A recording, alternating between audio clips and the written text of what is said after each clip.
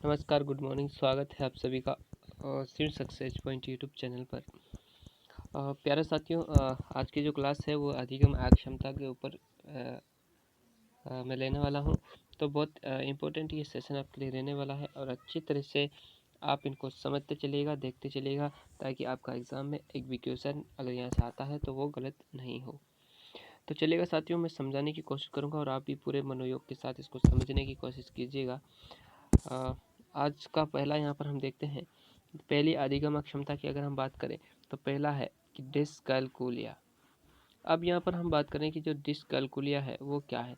तो आपको पता होगा कैलकुलिया और कैलकुलेट किया जाता है गणित में। किस में किया जाता है? गणित में।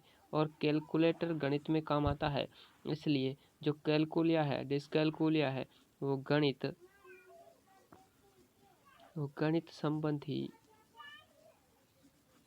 गणित संबंधी क्या है? अक्षमता है। ये ध्यान में रख लेना है। गणित संबंधी अक्षमता के अंतर्गत क्या आ जाएगा हमारे पास? डिसकैलकुलिया। अब हम यहाँ पर देखते हैं, एलेक्सिया की बात करते हैं। एलेक्सिया क्या है? एलेक्सिया की डिसलेक्सिया की अगर हम बात करते हैं तो जो डिसलेक्सिया है, ये देखिएगा, लेख यहाँ पर देखिएगा, ये समझने की कोशिश कीजिएगा कि जो लेख है, अगर लेख जो है वो क्या हो? गलत हो। अगर लेख गलत हो या फिर अगर हम कहें जो लेखन है वो अस्पष्ट है, क्या है? अस्पष्ट अगर है तो हमें पढ़ने में जो है क्या होगा? तो फिर हमें यहाँ पर पढ़ने में कठिनाई आएगी। यानी कि पढ़ने में क्या आएगी साथियों? कठिनाई आएगी।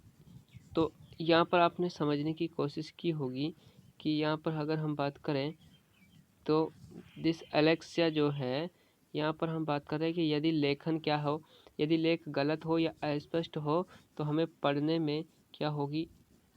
दिक्कत, यानी कि समस्या होगी। इसलिए हम कह सकते हैं कि जो डिसलेक्सिया है वो पठन अक्षमता है। क्या है? पठन अक्षमता है। पठन अक्षमता के अंतर्गत आता है, तो ये आपको ध्यान में रखना है। आई होप ये आपको समझ में आएगा अच्छी तरीके से। अगले हम देखते हैं यहाँ पर एलेक्सिया। तो एलेक्सिया जो है, ये देखिएगा, यहाँ पर हम बात करेंगे एलेक्सिया जो है ये मानसिकता से जुड़ा हुआ अधिगम अक्षमता है। अधिगम अक्षमता है। जो डिसलेक्सिया था वो पठन संबंधी अक्षमता थी, लेकिन ये भी पठन अक्षमता है, लेकिन यहाँ पर हम एक शब्द जोड़ते हैं। यहाँ पर एक शब्द जोड़ा जाता है, मानसिकता। मानसिकता से जुड़ी पठन अक्षमता। तो ध्यान में रखना है कि जो डिसलेक्सिया है वो पठन अक्षमता थी, लेकिन एलेक्सिया भी क्या है? यहाँ पर हम बात करते हैं पठन अक्षमता है, लेकिन साथियों यहाँ पर अगर हम बात करें, एक शब्द यहाँ पर जोड़ दिया जाता है जिसका नाम है मानसिकता, और मानसिकता से जुड़ी पठन अक्षमता जो है वो क्या कहलाती है? एलेक्सिया कहलाती है। अब यहाँ पर हम बात करते हैं एफेजा की।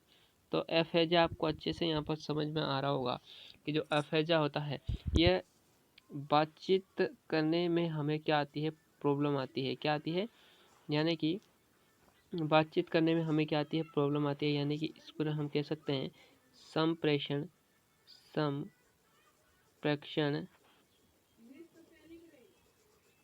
अक्षमता। क्या आएगी? संप्रेषण अक्षमता के अंतर्गत क्या आता है? एफेजा। फेज या एफेजा के अंतर्गत आप इसको संप्रेषण अक्षमता के रूप में यहाँ पर आपको समझना है। अगला है डिस्मोर्फिया। देखिएगा, अगर आप ग्रामीण क्षेत्र से निवास करते हैं तो मोर कहते हैं शरीर का जो पिछला भाग है, शरीर का जो पिछला भाग है उसको हम कहते हैं मोर। और मोर एक शरीर का क्या है? अंग है। तो इस प्रकार से आप इसको समझ सकते हो। डिस्मोर्फिया यानी कि इसका अर्थ ये है, इसका अर्थ यहाँ पर हम ये लेते हैं कि जो डिस्मोर्फिया जो है ये इसमें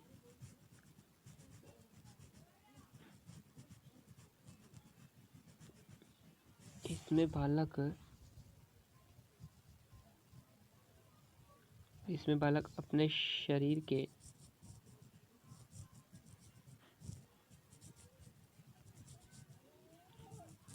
के अंगों को क्या करने लग जाता है, छोटा समझने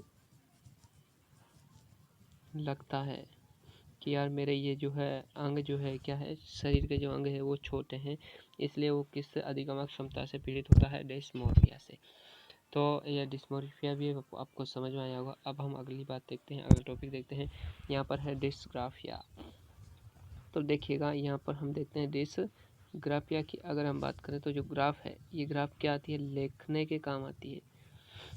डिस्ग्राफिया ग्राफ जो होती है, ग्राफ और ग्राफ जो है हमें क्या पढ़ने में काम आती है।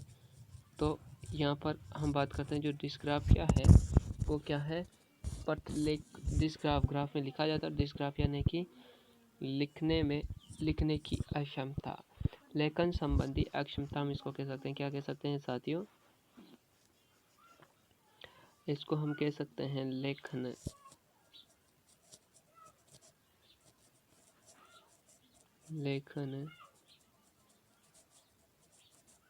संबंधी अक्षमता। तो लेखन संबंधी अक्षमता किसको कहते हैं, डिस्ग्राफिया को। अब यहाँ पर हम बात करते हैं बुलिमिया नर्वोसा। साथियों पहली बात इसके बारे में ध्यान ये रखना है कि ये जो है बुलिमिया जो नर्वोसा है, ये भोजन संबंधी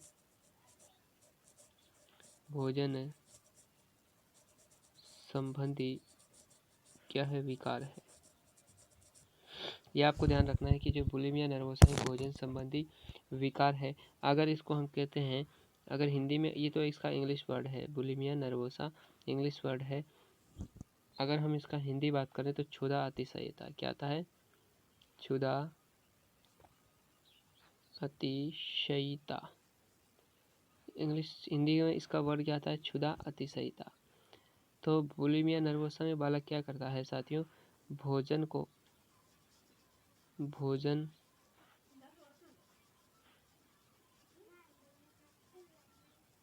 खाने की लत लग जाती है।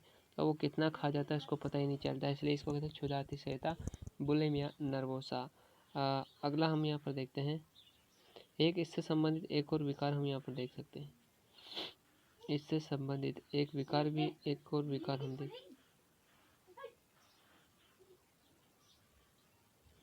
इससे संबंधित एक विकार और होता है भोजन से संबंधित, जिसका नाम है एनोरेक्सिया।